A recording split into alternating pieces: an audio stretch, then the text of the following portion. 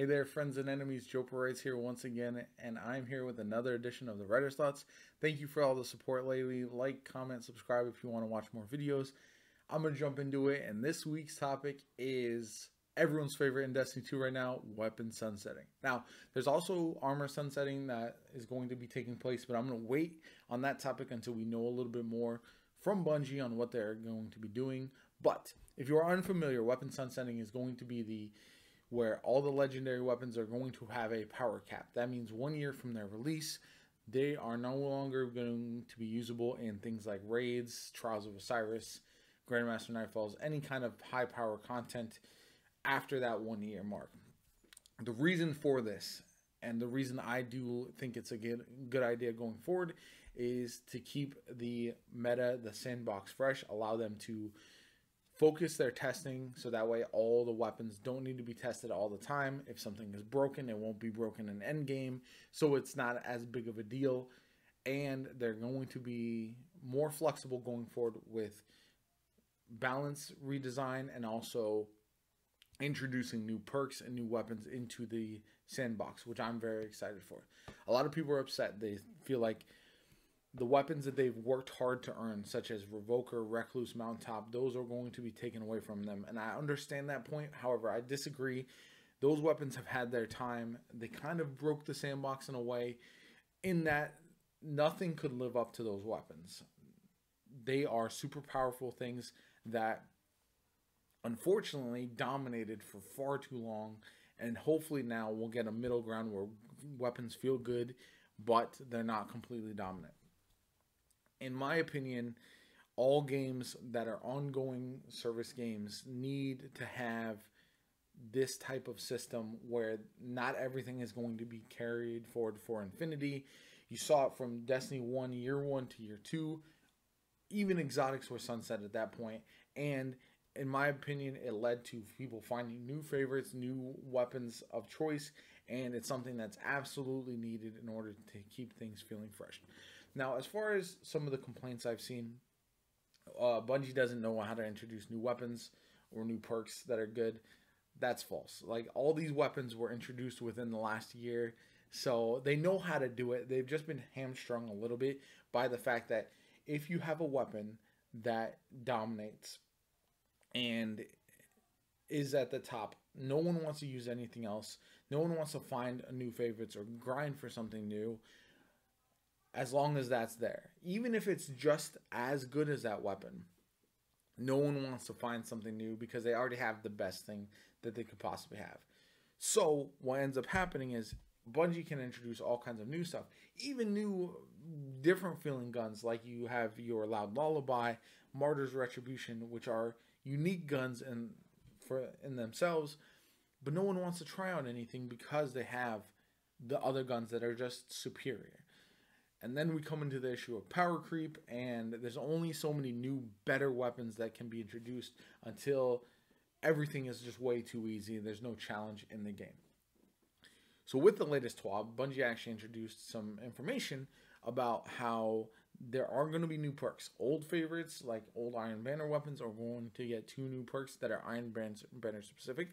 This is something that is absolutely great. I think trials, raids, if these weapons can introduce weapon perks that are exclusive to those events, those scenarios, then I think that's the best thing that could happen, because now there's a reason to go play those. There's a reason to go grind that and find those specific perks. You look at Celerity and Trials of Osiris as a unique perk, absolutely necessary, and something I'm very happy for going forward. Something that I feel like has been missing. If we can get strike specific perks, anything like that will be really good. Then we get to the other complaint about, well, Bungie is just reintroducing all these old weapons for us to rechase. I get that to an extent. However, there's no way Bungie could have created enough weapons that are brand new to fill the sandbox. So some holdovers are absolutely necessary. There's some weapons that are underutilized from like Gambit Prime and from other forge sources that could use a refresh, and you add in new perks to those weapons, perks that haven't been available on them before.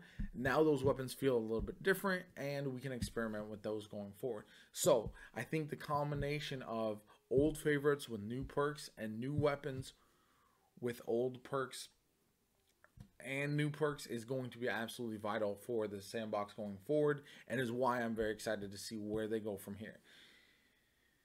There are plenty of other reasons I'm actually personally excited. I think this will allow Bungie to experiment a little bit more. We've seen with the armor, Charged with Light, the Warmind builds, they're doing new things consistently, and this is going to allow and kind of push more people into using these other options. Right now, everyone wants to use just the one or two things that dominate the sandbox, and I think that's not good for the health of the game, and it leads to a stale meta. I mean, there's a lot of other reasons I'm kind of excited for it. The balance changes, I think, will come quicker. Rotating in and out of weapons, like they've already announced that they're going to look at certain pulse rifles to boost those. They're going to look at hand cannon subtypes. There's so many things that could possibly happen. One of the things that would have happened if they didn't do this is that your favorites, like Revoker, like Recluse, would have been nerfed. And I think that's a worse scenario, because right now you can bring those guns into strikes, into regular quick play PvP, and they still feel really good. So you can go in there and be like, I remember this gun, let me use that in an old favorite activity, and it feels really cool to use. But it's just not viable anymore at the end game. And I think that's where not having to nerf those guns is going to feel better in the long run than nerfing them and then they feel useless and everyone discards them anyway. If you're going to choose between nerfing guns or introducing this weapon sunsetting, I firmly am in favor of the latter 10 times out of 10. And again, hopefully this refreshes the sandbox, brings new life to Destiny 2.